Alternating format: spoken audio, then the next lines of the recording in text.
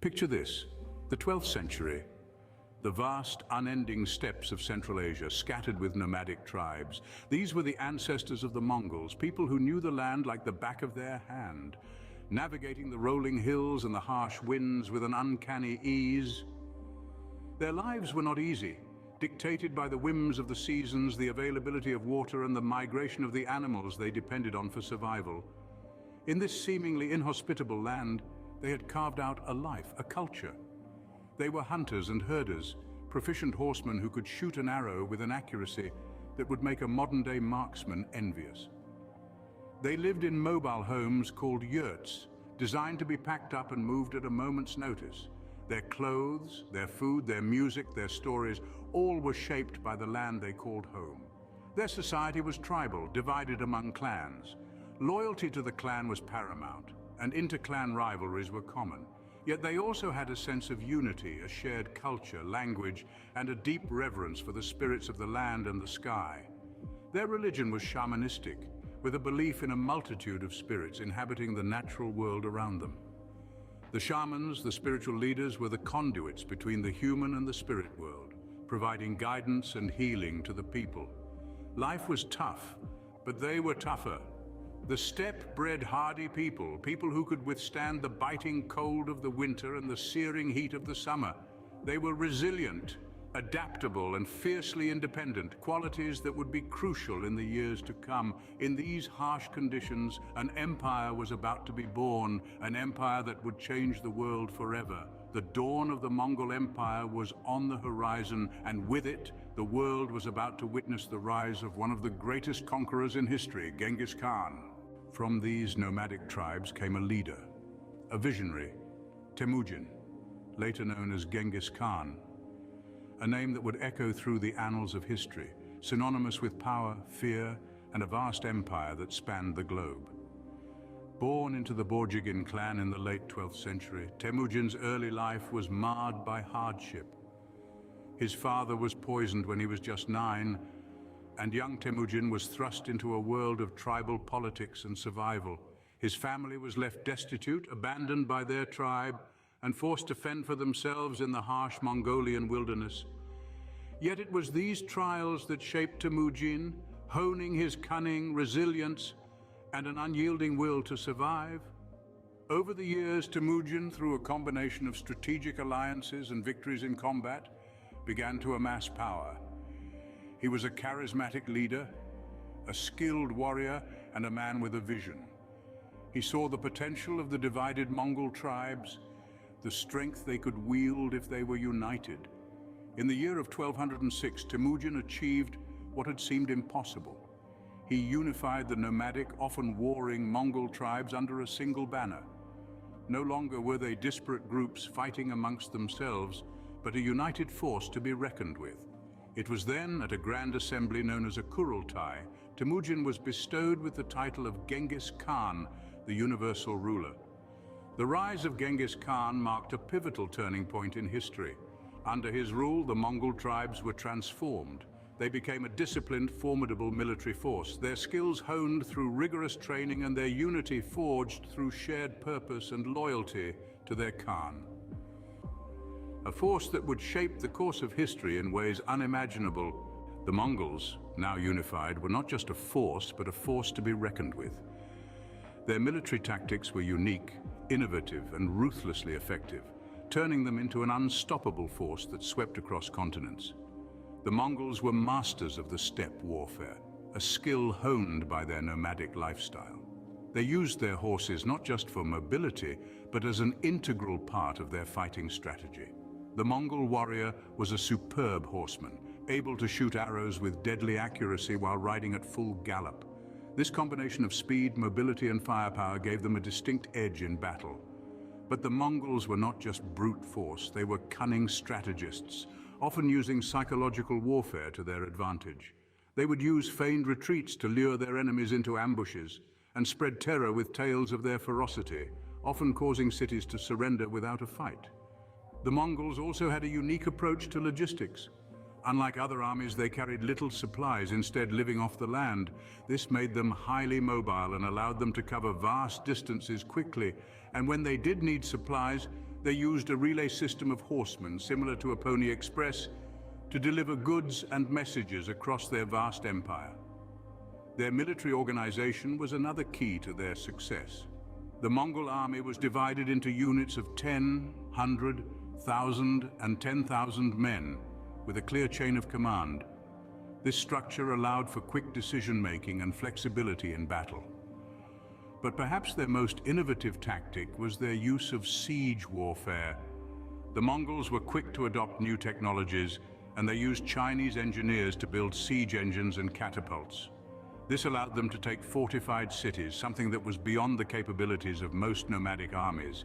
With these tactics, the Mongols were not merely warriors, but a storm sweeping across the continents. The Mongols, these formidable horsemen from the steppes, would eventually create an empire stretching from the Pacific Ocean to Eastern Europe and from Siberia to the Persian Gulf. Their conquest began with China.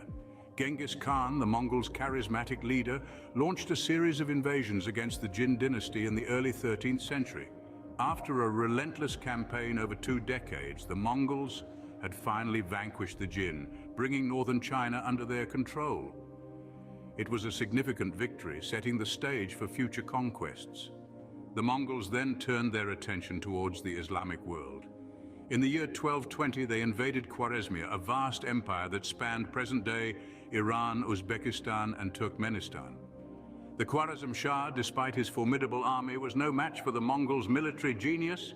The invasion was brutal and swift, with the Mongols employing their signature tactics of mobility and surprise.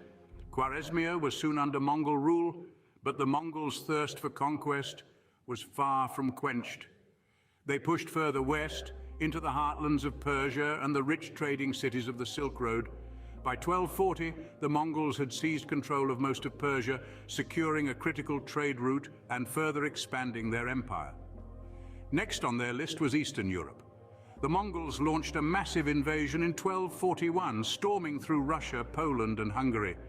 Despite the fierce resistance, these lands too fell to the Mongols.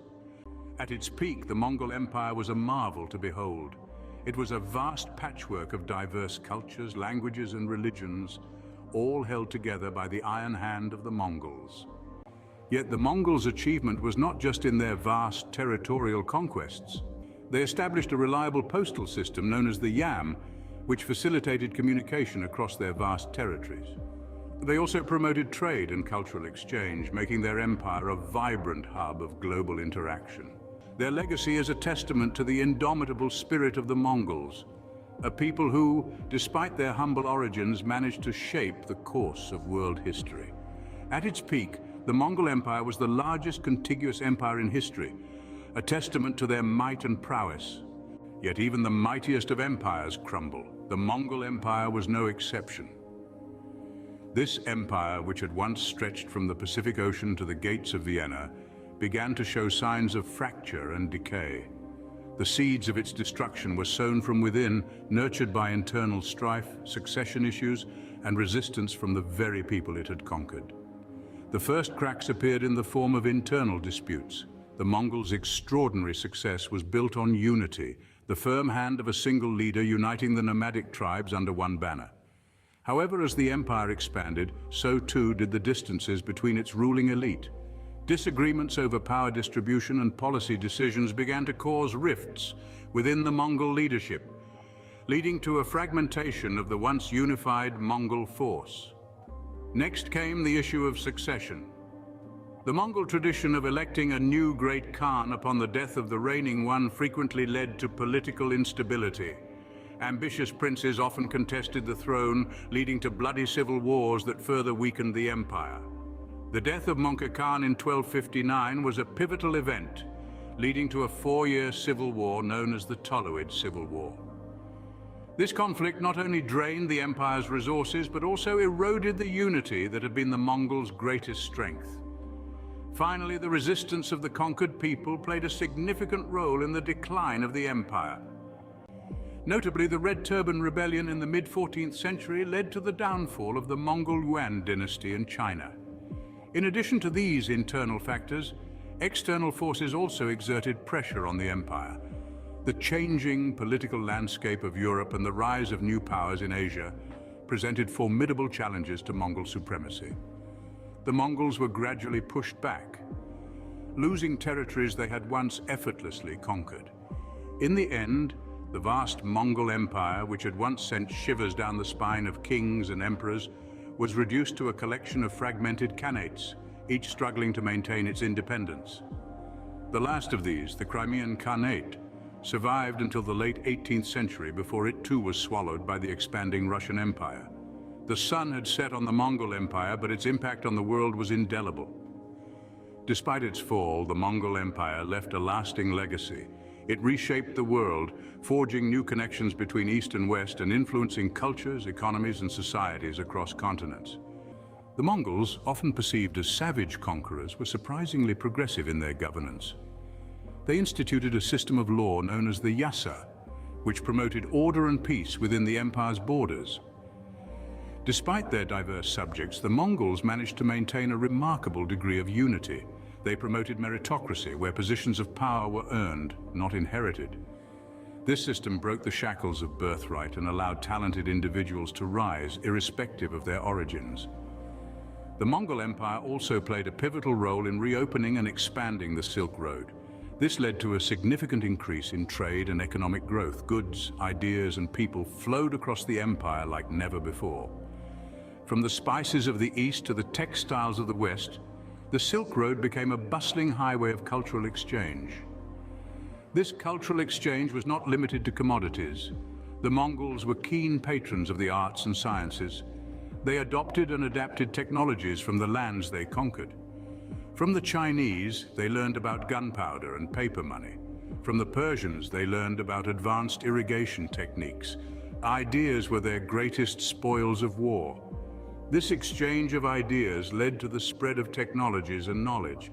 The Mongols introduced paper money to the West, revolutionizing the economy. The Mongols showed the world the power of unity, strategy, and ambition. They demonstrated that even a nomadic tribe from the harsh steppes of Central Asia could build the largest contiguous land empire in history. The Mongol Empire, a force that shaped the world, remains etched in our history, a testament to the power of unity, strategy, and ambition. So while the empire itself has long since crumbled, its legacy lives on.